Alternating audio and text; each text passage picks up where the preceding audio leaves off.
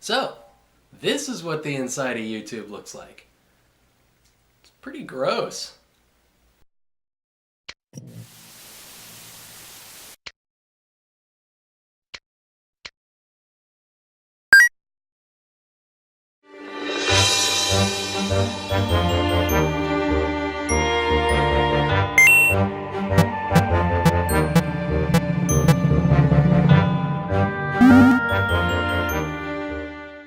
Hey, I'm Ceth Rich, and welcome to the very first episode of NDA, a show where I proliferate madly about video games and subject you to it. So, since this is the very first episode, we're going to start off with a super long, interesting explanation of what kind of channel this is going to be. So settle in, or alternatively, you can click the button that I have already put somewhere here on the screen, and it'll skip straight to the review. You know, if you want to break my heart. Please.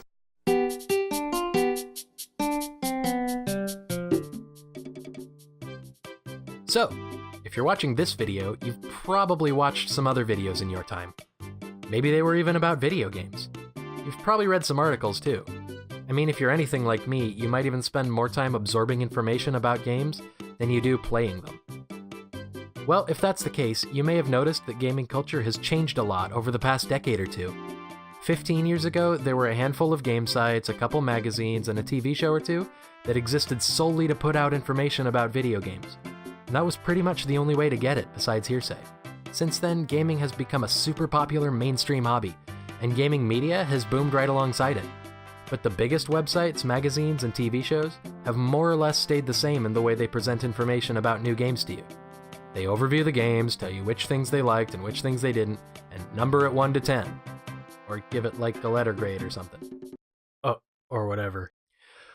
Which is fine. But if you do all those things I said earlier with the watching videos and reading or whatever, you may have noticed a pattern emerging. Simple games, sometimes games that one person created by him or herself, or which only took 48 hours to make, even games that are intentionally terrible. I mean, dude, what even is this? Are becoming cult classics and media darlings. And some other games, masterpieces that represent thousands of man-hours and cost millions of dollars to make, are almost universally derided. And the numbers that these websites and magazines are putting on games are starting to matter less and less. Why? Well, if you'll let me put forth my very scientific and carefully researched theory, it's pretty simple. From the dawn of the home console up until the mid-2000s, games all had one thing in common. They emptied your wallet! Games have always been prohibitively expensive, and the consoles were even worse. In the early 90s, when I was but a little tyke, you only got 1 or 2 games a year, and they were usually your biggest Christmas or birthday present. If you were an adult, you couldn't buy a game but every couple months because they were like $1 million. Look at this! And that's without inflation. What is it with inflation? I don't know, do I look like a mathematician? So you had to be careful and pick and choose which games you were gonna buy, because you didn't know how long it was gonna be your only game. And that's where gaming media came in. When all games costed about the same, way too much. They were there to tell you which ones were worth your next decade's salary and which weren't. And that was super important, because when the only way to try a game was to have the cartridge in hand, reading about it in Nintendo Power or whatever was how you made your decision. So fast forward to today. Between Steam sales and used game stores, it's trivial to get great games for less than $5. Humble Bundles give you 5 or more games for literally whatever you want to pay. And on top of that, a huge and growing amount of games are free on release. You know, if you can call this free. The point is, this stuff has caused a monumental change in how the video game market functions, and for the most part, the standard game review formula hasn't changed to compensate. Which means games you hate will be raved about on popular media outlets, and your favorite game of the year might slip right under the radar. But okay, I hear you asking, what are you gonna do about it, you loser? Are you some kind of expert? You think you're better than me? Oh look, big man thinks he's better than me. Okay, just calm down a second. Here's the deal. I'm not gonna review games, at least not in the traditional sense. I'm not gonna play a game for you and tell you how much you'll like it. Instead, I'm gonna play games and tell you what I found interesting about them, and maybe tell you what kind of player would get the most out of it. Basically, I'm gonna try to teach you how to think critically and analytically about games, to find out which experiences you prefer, and how to find those experiences. So, what kind of videos are these gonna be? Well, because my channel's small and poor, and this video sucks, I'm not fooling anyone, we're gonna start out looking at some games that did something I found interesting, from developers that don't mind me making videos about their games. They're gonna be really focused. As I learned to manage my time when making videos, I mean, geez, this video took me like 4 billion years to make. And the channel grows a little, the plan is for that content to expand into other areas and discuss different topics. But this is how we're starting out! Also, just so you know, I am not some kind of expert. I didn't go to school for this or anything, I'm just a loser with a microphone. Finally, I'm gonna tell you rule number 1. I think it's important to put this in the first video so I can't go back on it later. So basically, I'm not gonna lie to you about what's good and what's bad because somebody told me to. If I'm pushing something or selling something, I'm not gonna do it subversively or deceptively. And if I have a bias, I'll state it beforehand. Pretty easy, right? Okay, let's move on. Hey, remember A Link to the Past and how it was a really fun game? Okay, where's my funding for an indie game? I think I've checked all the boxes here. I mean, look at all these games that could have the tagline, "It's like Zelda, except we made it." It could be its own genre. Rogue got its own genre and nobody's even heard of that. I mean, look at this. Don't look like no insanely twisted binding of legacy than life. But look at this game, Ittle Dew. It looks like Zelda. It's got top-down gameplay, it's got block puzzles, it's got its own helpful fairy thing. In fact, Ludosity, the developers of the game, originally pitched it to Nintendo as a new Zelda game. So that's how much they're willing to invite that comparison. But it isn't a Zelda game since these guys made it instead of this guy, or this guy. So what's different?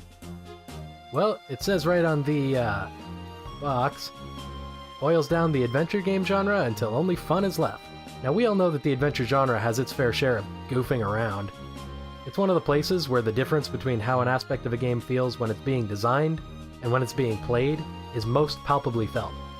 What seemed like a lot of really cool optional content to the developers can feel like a lot of senseless grinding to the player. Sometimes a designer might throw something stupid into a game and people will play with it for 4 hours, or 100 years. So maybe the adventure genre could use a little boiling down. But did Ludosity do it successfully? Did they out Miyamoto? Or out Eiji Aonuma? Well, let's slap it in the thing and find out.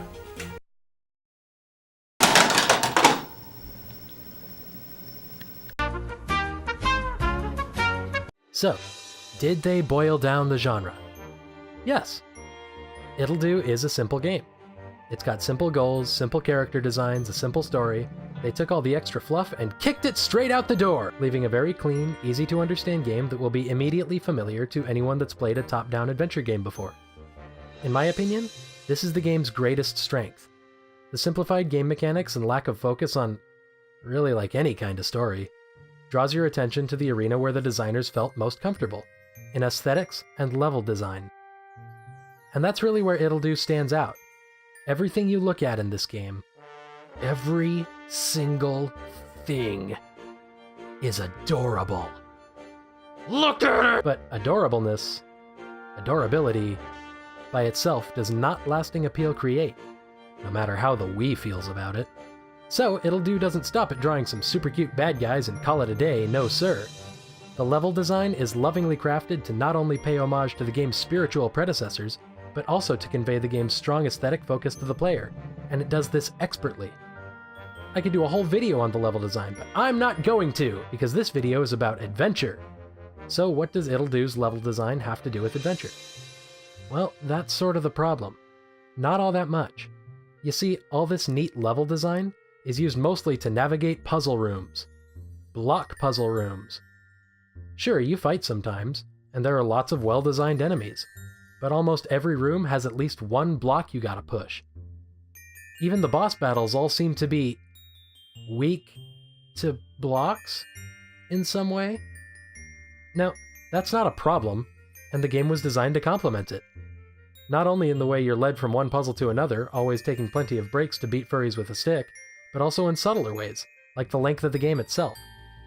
My first playthrough of the game took about 3 hours. and apparently I suck at it, because there's an achievement for finishing the game in less than 15 minutes. Of course, that design philosophy has its own ups and downs. The strongest pro in this case is that the block puzzles don't outstay their welcome. I think 15 hours of this would get a little old. It's always nice to see a game that doesn't outlast the fun of playing it, especially when the price is appropriate, i.e. don't charge $60 for a 15-minute game. Ittle Dew is nice and reasonable. No Konamis here. And it was even in a humble indie bundle. Cheap as free. But on the other hand, how much adventure can you really rack up in 3 hours? Or worse, 15 minutes? I think an argument can be made that a little bit of length might actually be vital to the adventure genre. So let's make it!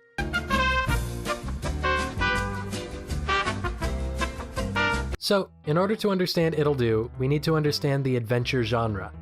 And in order to understand the adventure genre, we need to understand what defines a genre. So let's take a look.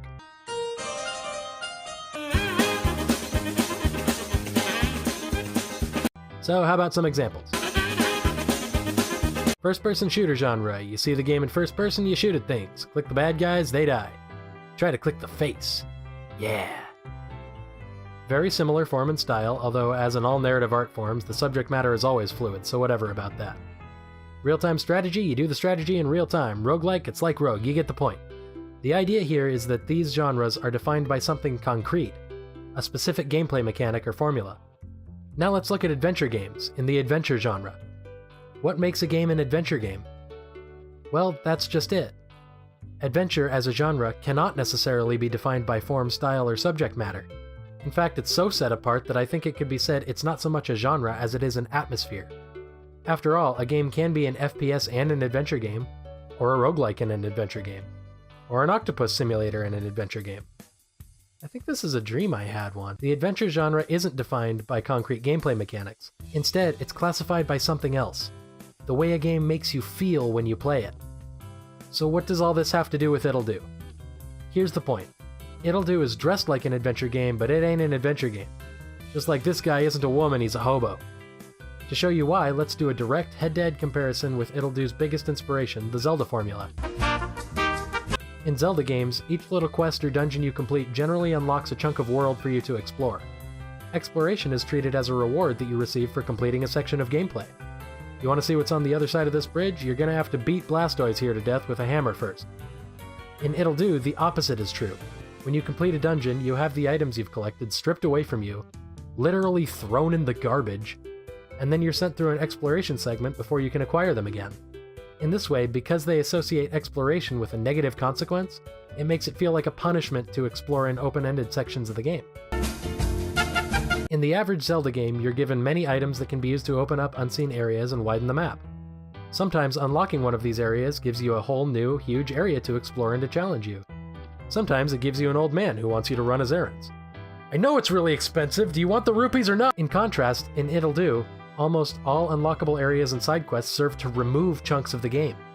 Now, this isn't unheard of in video games in general, but in this case, it reinforces the idea that more time spent wandering around in the world is bad.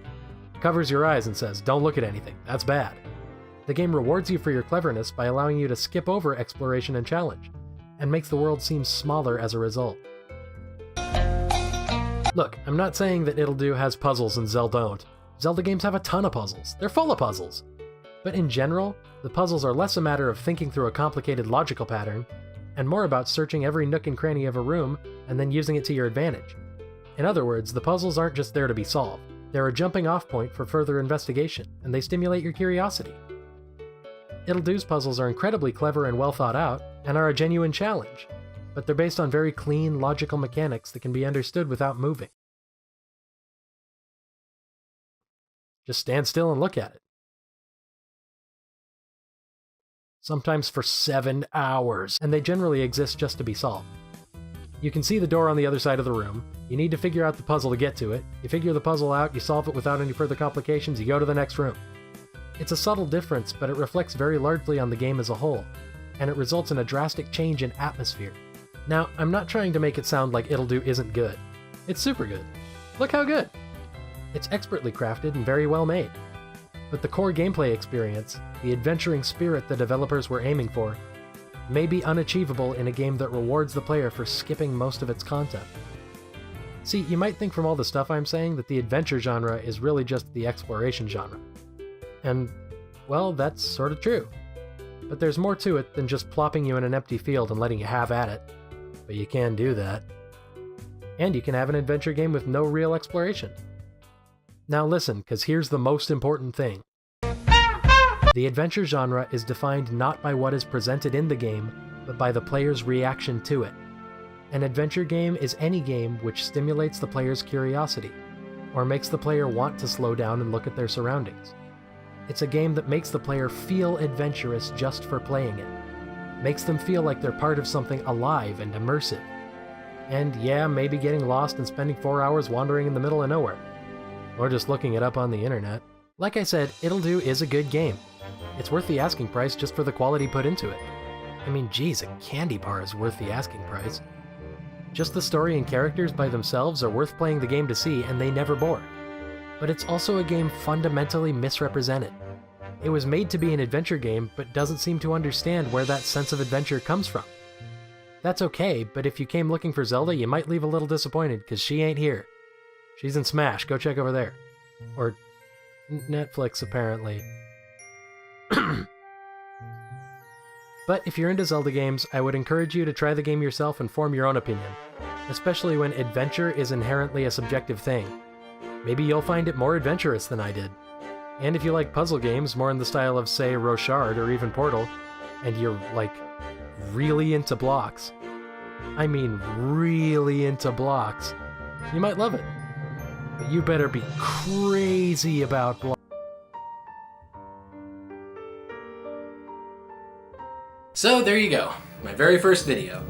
How'd I do? If you liked it, like it. If you disliked it, dislike it. If you have any feelings in between, you can leave a comment down below. And subscribe or whitelist me on Adblock if you want to support me. Thanks so much for watching. Also, just really quickly, I wanted to thank Satchel Like a Bag Drakes for taking the time to help me refine my channel's focus back when I was first starting to get serious about it, and what was that, 8 months ago? Man, I'm a waste of time. And also Barry Kramer, who answered all of my editing questions and encouraged me to keep going when I was struggling. Without these guys, I might not have gotten started at all, so I really appreciate it. Here's some links to their things if you haven't already seen them. They're way, way better than this video.